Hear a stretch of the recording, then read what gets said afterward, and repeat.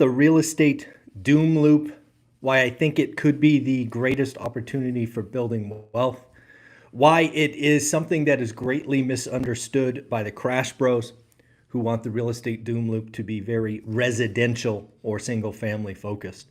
We've been talking for a long time about the commercial real estate market and the opportunities coming, but I don't think we've done a fair job of talking about the potential doom loop for cities and counties who rely on real estate taxes, right? There are a lot of communities, cities, counties, who a large percentage of their, frankly, income is real estate taxes.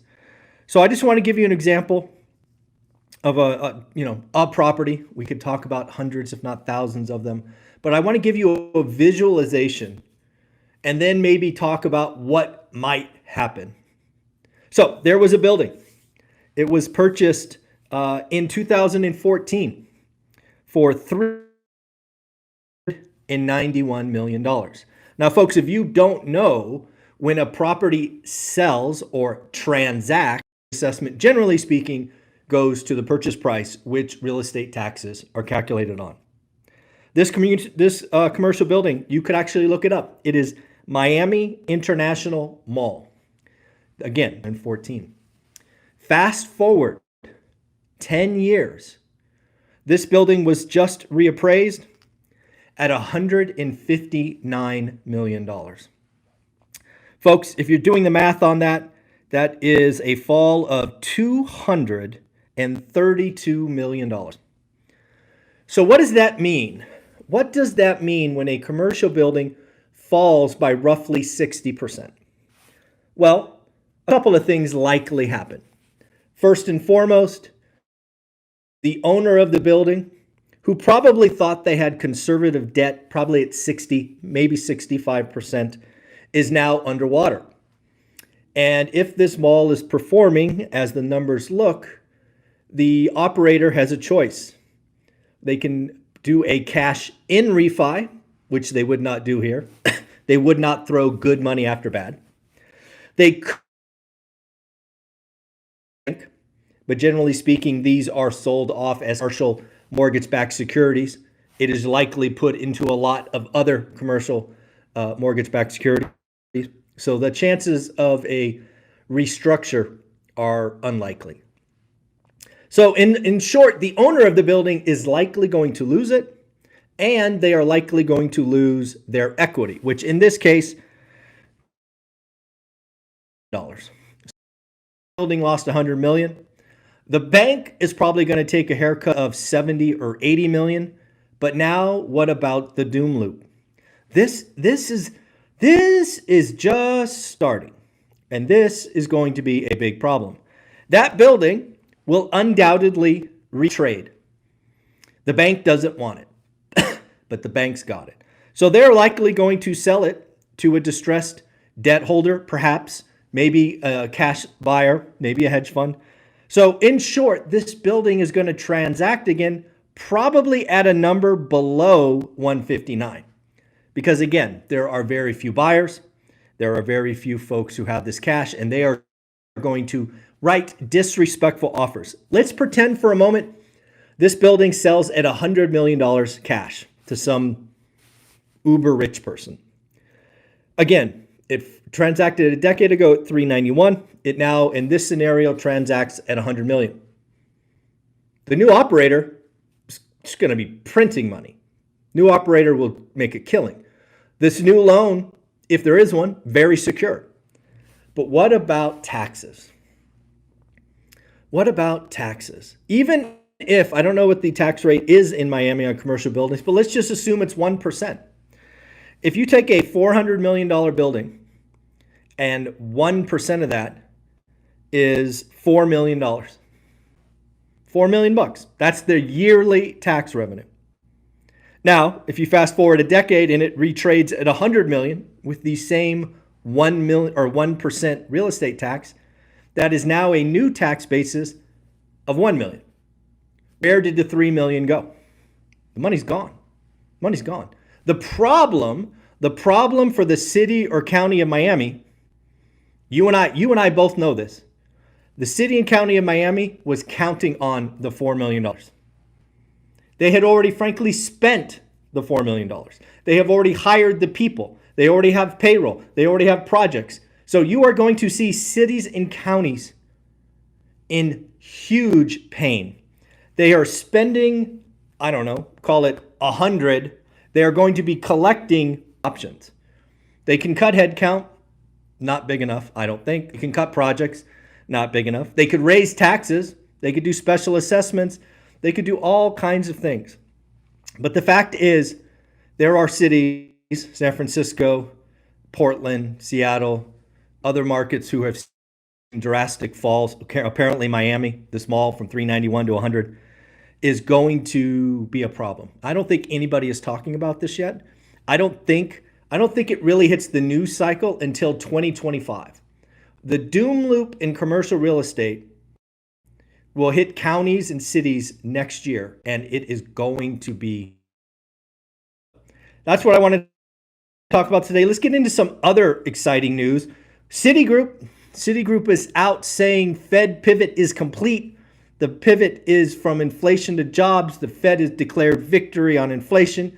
They are now focused on jobs. Citigroup went one step further and put some numbers on it. You know I like it when people put numbers on it. And if you get it right, celebrate. If you get it wrong, admit it. Citigroup is saying if unemployment comes in on Friday at 4.3% and the jobs number is 125 or below, you can count on a 50 basis point cut the following week. Man, the amount of people calling for a 50 basis point cut is shocking to me. Think about this. It was just last week, GDP was reported at 3%. Inflation was, still, what was it, like 2.6 or 2.7 or something on PCE?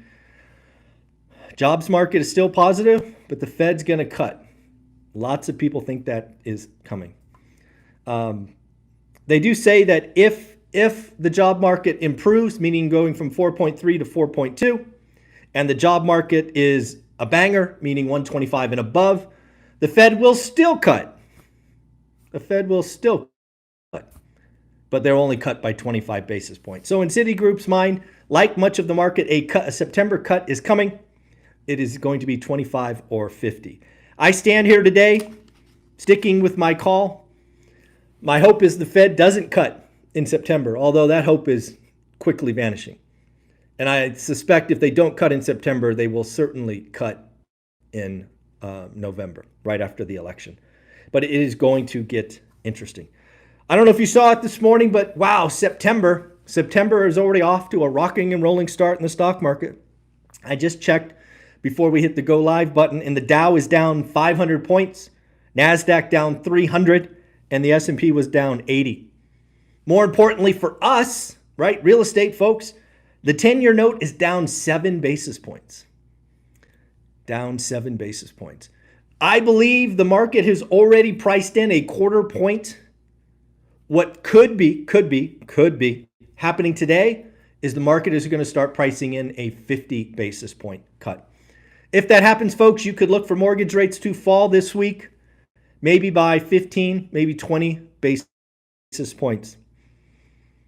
Again, the market is always, well, I shouldn't say always, the market is usually ahead of the game. So I do think what you are seeing this morning is the bond market say, hey, 50 is a real possibility. And because of that, you will see mortgage rates move early. We did get some economic data this morning that really points to a slowing economy. Economic data, we got construction spending. Construction spending was expected to be up a tenth, 0.1. It was actually down, negative 0.3. It was up 6.7% year on year, so better than last year, but still down. Oh, it seems like it's more the Wi-Fi. Well, that I can't do anything about, unfortunately. I'm all distracted now. ISM manufacturing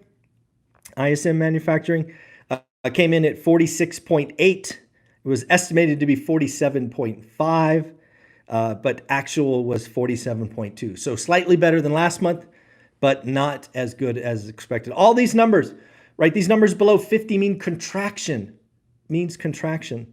So again, the economy appears to be slowing down. Bank of Canada, shout out all the Canadians that are watching. Bank of Canada is on tap for a third interest rate cut tomorrow. Expectations are think about the rate cutting cycle. Canada is already on their third rate cut if they deliver one tomorrow. And the US, again, as of tomorrow, will have done 0. When the Fed gets on this, we will be in a rate cutting cycle.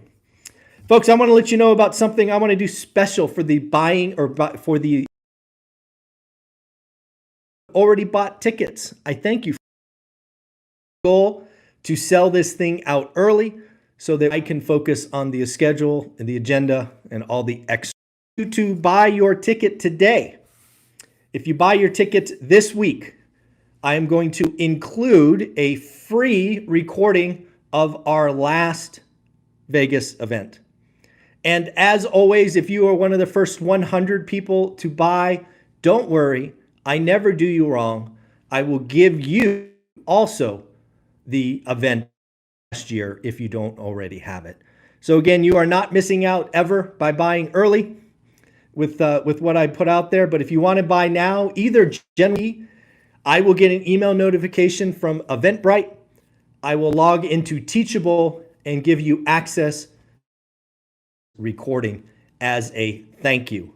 I will do for all the people that buy this week, and of course the first 100 over the next 7 days. I will make sure all of you also have the event from last year for buying early. Hopefully that is seen as a encouragement to buy your tickets. U.S. News and World Report reports the top 10 places to live. I've only recorded the top 5. You can again go to U.S. News and World Report to get the full list. Number 5, Charlotte, North Carolina. Number 4, Charlotte, North Carolina. Boise, Idaho. And the number 1 place to live, according to U.S. News and World Report, is Naples, Florida. Naples, Florida. Folks, I don't know if you follow Tom Lee. Tom Lee has been, I think he's characterized as a permanent bull. Tom Lee has been remarkably right about the stock market the last 18 months or so. Tom Lee came out today and said he's turning cautious. Turning cautious. He expects to see a 7 to 10% pullback over the next 6 to 8 weeks. Tom Lee speaks and the market goes down 500. I don't know. Maybe there is something there. Last thing we'll talk about is JP Morgan. JP Morgan says the Fed is sleepwalking into a policy mistake. They are still calling for or predicting a soft landing, but the risks of a prolonged slowdown into 2025, aka hard landing, are growing. It is JP Morgan's opinion that the economy is slowing more than the data shows. This is the risk. This is the risk. The economy is far weaker than the numbers report. So folks, again, remember, if you are a part of school, you and I are going to be talking live at 10 a.m. today. 10 a.m. today, if you are in school, I will be there. If you can't make it, you put your questions below. I will see them, and I will respond to them in our school session. We now have over 250 people in school, all people doing the work, millionaires online all the time to talk to you. Hopefully you appreciate that. So again, I will talk to you at 10 a.m. in school. Excuse me. If you want to be a part of that, you could join still and get the invite. It's in the calendar. And you know you want to go to the Vegas event.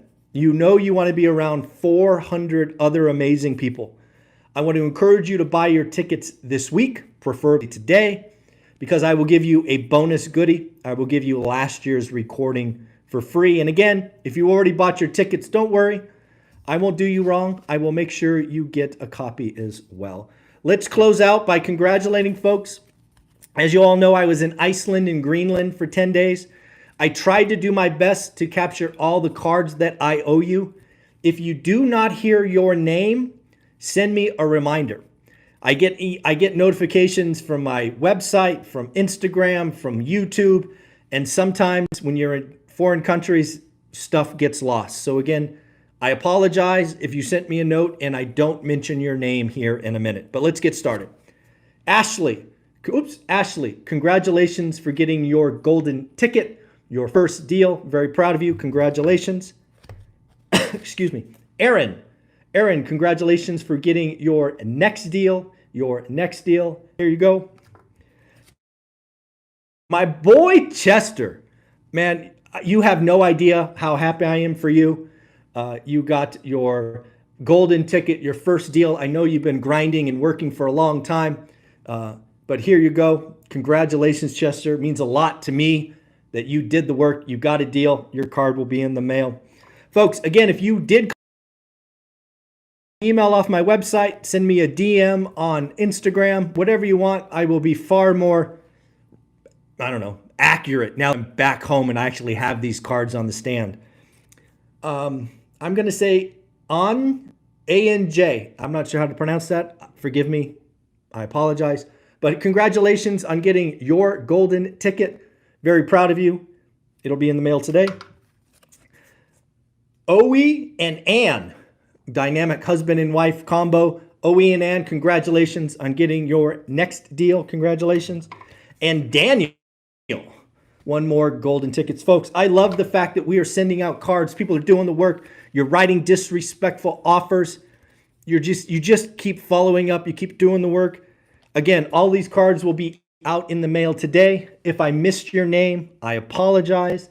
Send me another note and I will make sure it goes out tomorrow. Again, folks, you need to join my school, one rental at a time, 250 folks. Let's get it to 300 quick. Let's go to the event in February, get some free goodies about last year. And let's just keep being good people. Let's just keep being good people. Take care. Have a great day. Again, congrats to everyone.